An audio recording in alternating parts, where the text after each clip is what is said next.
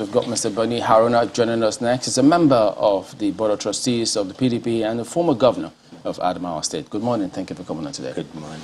Well, lots of attention. Different perspectives about what just transpired within your party. But in terms of how this emerged, well, I don't think it's, out of place to say that, of course, you'll always have dissenting voices in terms of how some of these things happen, which perhaps explained why the governors had to postpone certain meetings and come back and come up with this announcement. Having made this announcement, can this be, as I say, taken to the bank that all is well within the party now, concerning this position? Well, we're talking of the party, we're talking of, even within a party, there are different tendencies. Yeah. But of course, the common interest is for a party to win power. Politics is about power. Even within the same family, you will still have differences. But I can assure you that all the events that had taken place in PDP for the past few weeks or few days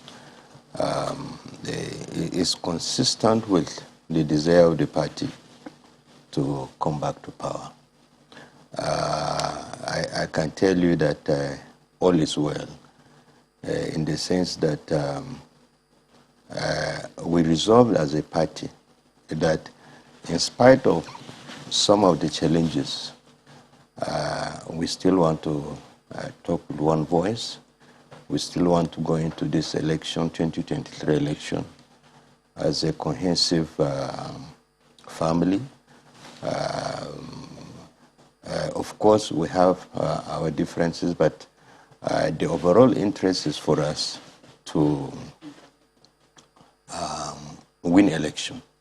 So it can be taken that all is well. So what's going to happen to the likes of former Governor Shema? Nazif was also in the running because there are reports that they still feel hard done by this development.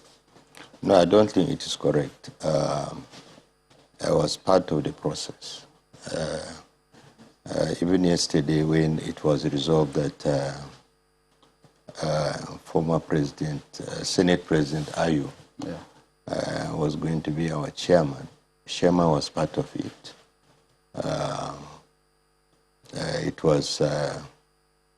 It was a consensus process, and they have accepted their fate.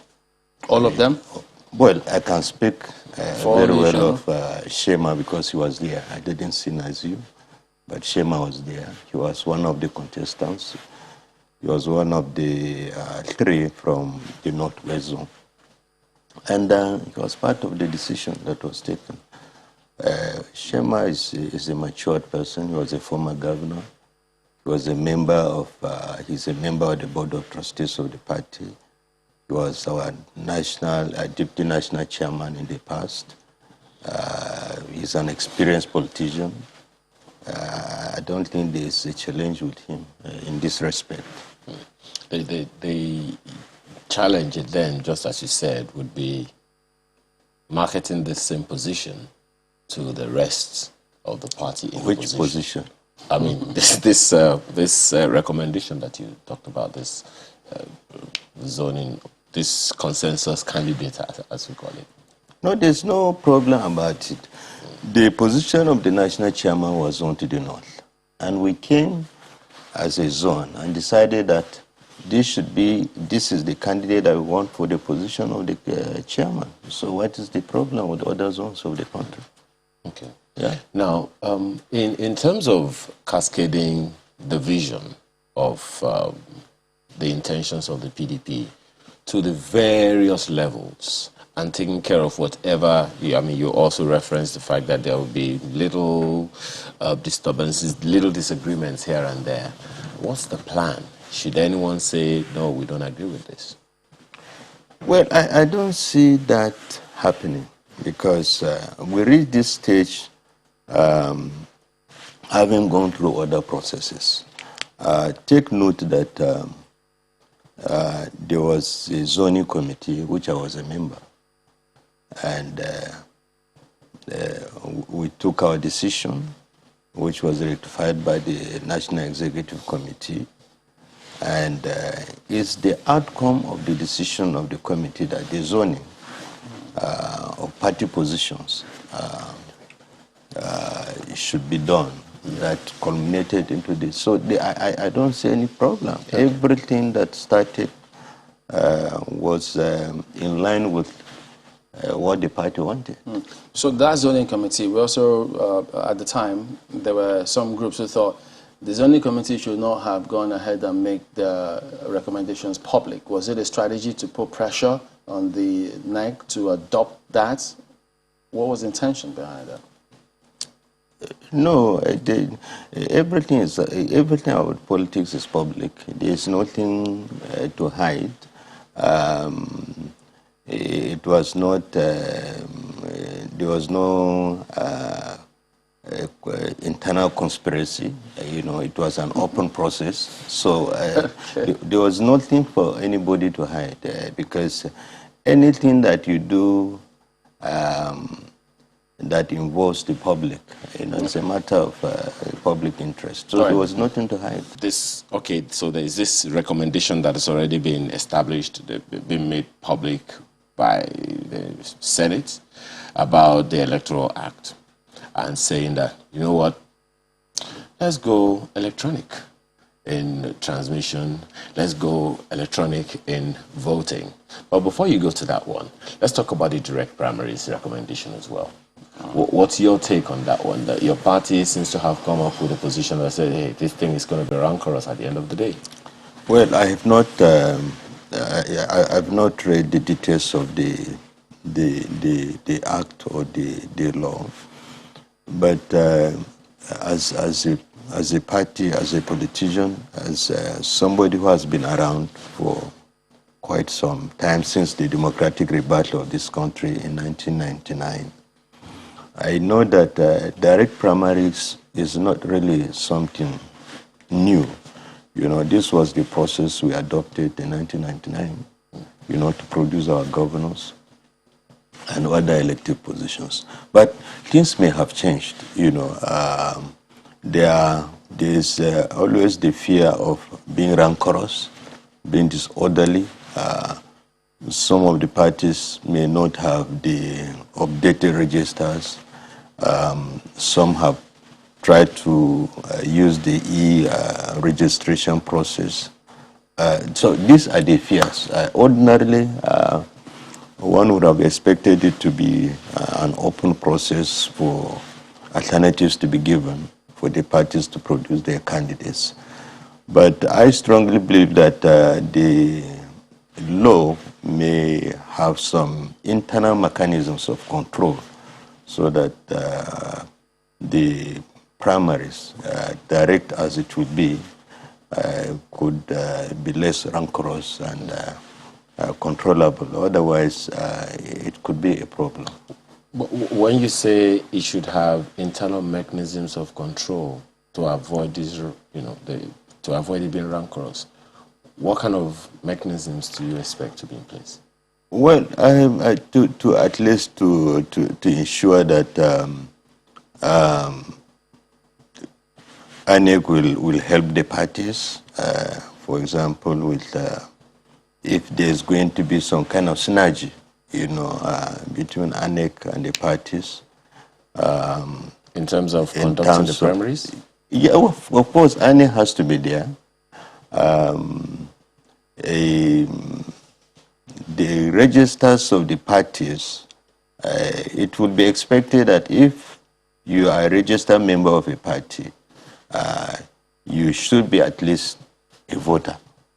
If there could be some kind of synergy between the INEC and the parties, that could also reduce the potentially rancorous nature of the direct primaries.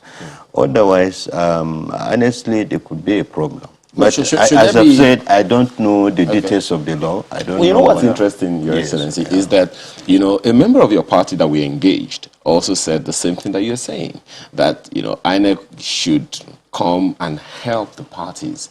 But INEC is saying, look, the parties already have internal mechanisms to ensure that they do things the way they ought to do those things. And that the register, the membership register of the parties is a document that belongs to the parties. Consequently, they don't see any role for them there. Well, yeah, but I agree. But the law also provides that INEC should oversee these primaries. We are all working towards deepening democracy in this country, and every effort should be made to do that.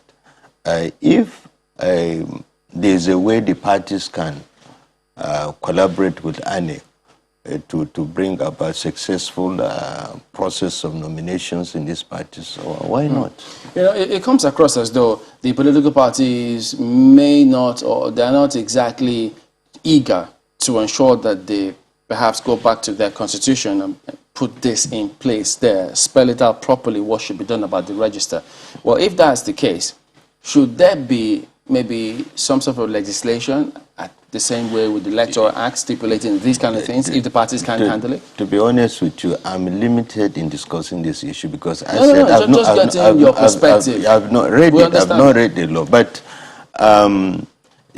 when the details of that act are made available as to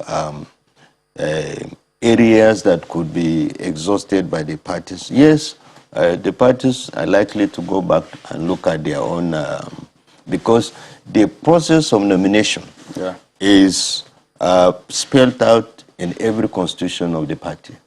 So these direct primaries now, whatever the nature of the details, the parties have to factor it in their constitutions. Maybe these are the areas that through the amendment of their laws that they can find some kind of accommodation in the provision of the act. Until the details are out there, I think one is completely limited in terms of the comment, informed comment about it. Okay, we'll also take a look at that a little further, but if I could just get back to that, the arrangement within your political party and the emergence of Ayu as the consensus speak for the zone. By that, people already extrapolate thinking, well, that will then mean that ultimately the zoning, if it comes to play again at the national level, will be that where the president comes from will then be the South. Is that the case? No, I think that is not that is not what is on the table. As I've told you, I have been around in this party for some time. In 2017, I was a member of the zoning committee, and as we were heading towards 2019, we had our zoning, and it was agreed at that time that all the positions of the party that were domiciled in the South should be moved to the North. And the presumption then was that these positions will run for 8 years, 2 terms, because under Section 47 of the PDP Constitution, those elected into these offices have also the right to contest for 2nd term. So, of course, the presidential ticket went to the North at that time, and all its history in terms of the outcome of the election. So as we're heading towards 2023, another election year, there was yet another zoning committee. I was also privileged to be in that committee. And this time again, ordinarily, we ought to have sustained that zoning because the officers there still enjoy the right to succeed themselves, you know. But here again, it was decided that these positions should be swapped again, North South. And to the best of my knowledge, this was the first time that after another election year, we saw party positions at the national level. If you look at it at the ward levels, at the state level, at the local government level, the 8-year tenure for party leaders is sustained at these levels. But at the national level at this time, this particular time, there's a change.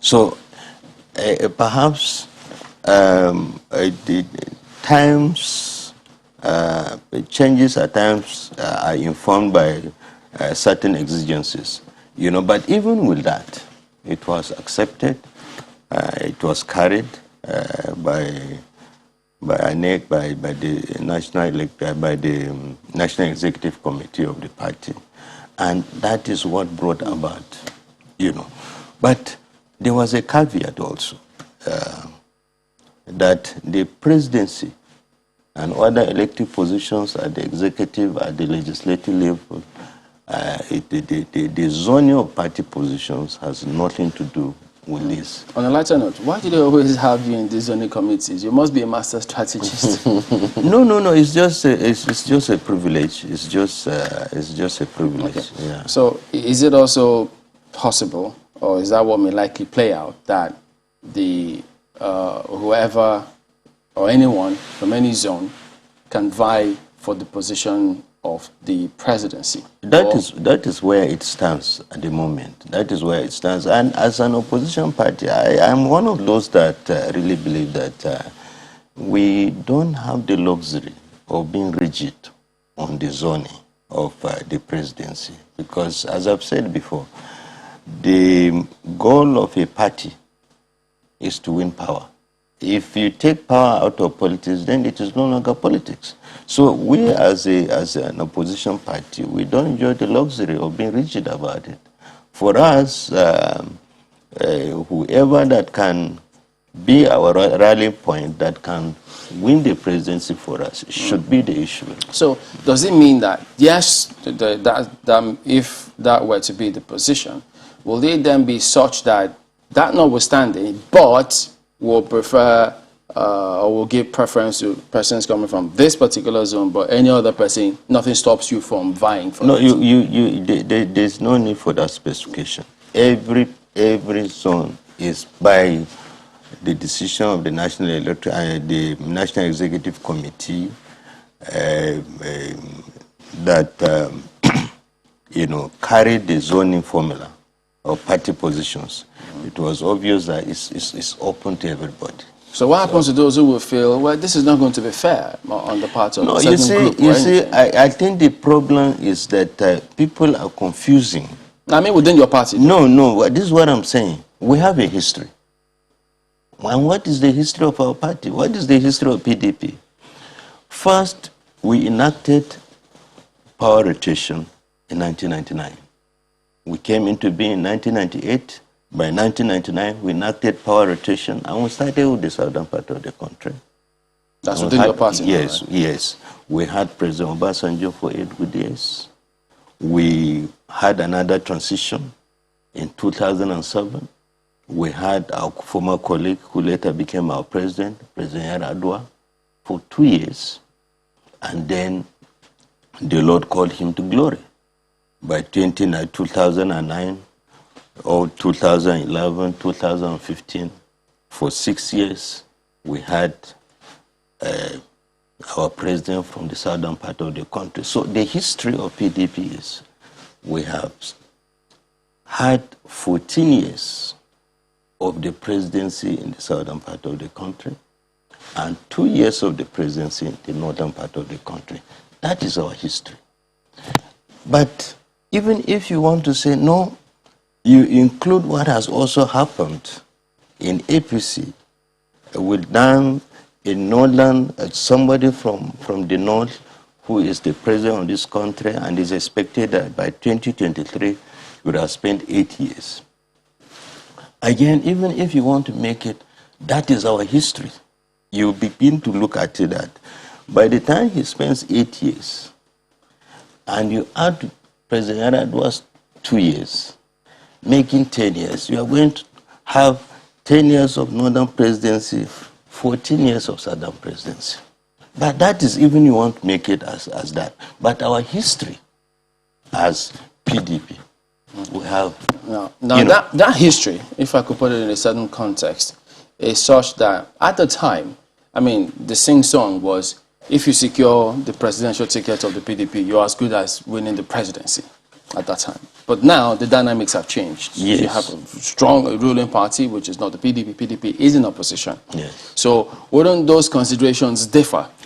No, this is what I'm saying. And this is what I said before, that we as opposition, we don't enjoy the luxury of being rigid, on zoning. Our concern is, who is it that can win the presidency for us? And that is why leaving the presidency open has become compelling and has become necessary. If I can ask a funny question, Yeah. why is it important for a political party to win power? Sorry? Why is it important for a political party to be in power? Yeah, because that is about that is the central preoccupation of politics. Politics is about power. Yeah. So if there is no power, why should we be in But politics? to what end is the question I'm asking? No, to the extent that where there is no contest, where there is no, as I've told you, everything about politics is the desire to control the instrumentalities of government, to influence decisions, and to take control. And if you exist as a party, no matter how big you are, and you are not able to control power, you spend, in fact, there is no politics without power, my brother. I agree with you. I mean, I understand that, but Yeah. I'm just wondering, because there are those who will be wondering, okay, if all you want is just to get power and it doesn't cascade into a good life or a better life for Development. people, No. development and all those things. But you see, I don't want to go into comparative politics of governance of this country. We had our own time from 1999 to 2015. When you look at indices of development, and you begin to apply what we had from 1999 to 2015, vis-a-vis what we have, you know what it means. I strongly believe that there were good times. There were good times for this country in the days of PDP, whether one likes it or not. The records are there, and every party wants to come into power because the party believes that it is going to bring an increase or added value to the lives of people. And going by the records of the party in power, I know the much that we've done to inch this country into sustainable development. This is a country by 2007 was debt-free, relatively, and this is a country that the economy in terms of the exchange rate was very robust. This is not the situation today. So no party wants to come to power without having an agenda of changing the lives of the people. And I strongly believe that that is the motivation. That is against the backdrop of our experience today. That is the drive for the PDP to want to come to power. What happens if, for instance, assuming it plays out to the extent that both political parties, the ruling party and the opposition party, have their presidential candidates coming from the same region? What will fuel your party's optimism? What factors will fuel it, thinking that, well, this person can win us the presidency, knowing that the ruling party controls the levers of power? Well, we are all people of faith, we strongly believe that power comes from God. If you even look at the history, how the present leadership came into power, somebody was in power too, and yet it was his destiny for him to be in power, for him to win the election. So it really is not an issue. It's about how you carry yourself into election. It is also how you you conduct your affairs as a party. Your control of instrumentalities of power does not necessarily mean that you have to win the election. If that was the case, then President Jonathan wouldn't have lost the election. How much consideration does political parties give to the people factor, the electorate factor? Because when you say being in power, controlling the instrument of state, and then who can win the president for us, is that in the context of we, members of the political party, if we get it right at that level, with the instrument of power, or how we can manipulate the instrument of power and come into position? No, what about the people themselves? Are they huge? No, when I talk of instrument of power, it's what you take to use to improve the lives of the people. It's all about governance. It's not. We're not talking of the cohesive force that you use against the people. It's the privilege and the opportunity to be in decision-making process to change the lives of people. And anything that you do in government that is not positively impact on the people, then it is no longer... No, I'm talking about when it comes to election. Yes. Because when the political parties say you rig elections where you're strong or where you're popular. So when they know that, well, if I'm popular in this area, I can always do one or two things. So do they give huge consideration to the people factor? No, of course. Those that we rely on to bring about the victory at the electoral level is the people. If nobody wants to come into election because he thinks that the only option is to rig election. And even the so-called rigging, you don't do it without people anyway, you know. So at the end of the day, everything boils down to the people. Everything is about the people. And I think that with the electronic voting process and transmission, you cannot but actually rely on the people, you know. If the electronic process will eliminate certain areas of human limitations that would have actually served as impediments to free and fair election, then it becomes imperative for us to really continue to look onto the people to bring about the change. How significantly do you see the electronic voting and transmission of results helping to stem the tide of electoral violence? No, it can. It can. Honestly, it can. You know, if after the election you transmit these results without people thinking of coming to hijack ballot boxes, thinking of hijacking election result sheets and what have you, it would, you know, because that is where the problem is. After election, some have seen that they have lost the election. What happens? They try to hijack the ballot boxes because if there's going to be a recount, they will,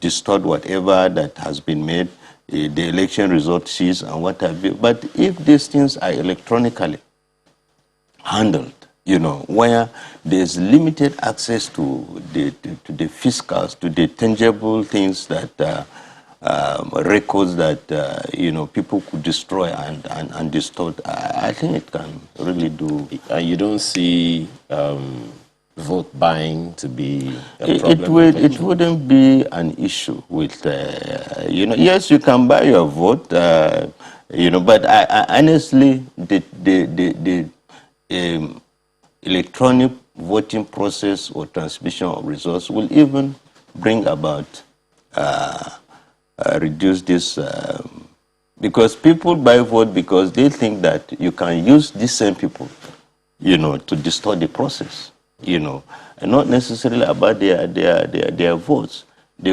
Some of them could be thugs also. So this electronic transmission or voting process could go a long way in reducing some of the elements of violence that we have in election venues, election polling units, and what have you. But there will be teething problems with that. Voter awareness, voter literacy, because there are some groups of politicians who, in a bid to influence how people vote, so that factor will always play. That doesn't necessarily mean that because there is electronic voting provisions, the voter that was usually manipulated or used to being manipulated or told how to vote will suddenly become independent. Is that the case in rural areas, for instance? Yeah, for every new innovation, there are bound to be some challenges initially, but even this one can be overcome from time. It depends on the awareness program that INEC will put in place to give effect to this new innovation that is bringing to the table. But Nigerians are tired of, elections being conducted, people will go and vote, and their votes don't count. This is what increases voter apathy.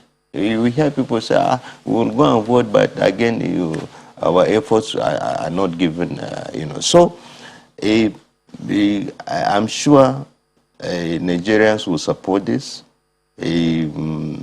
depending on how INEC will also put in place the process of voter education so that people can key into this new innovation within the shortest possible time. But I'm sure Nigerians will be excited about it. All right, Mr. Boni Haruna, a member of the Board of Trustees of the PDP. I'm still an ordinary member. Well, former governor of Adamawa State, so that can't be taken away. Well, thank you for coming on this morning. Thank you.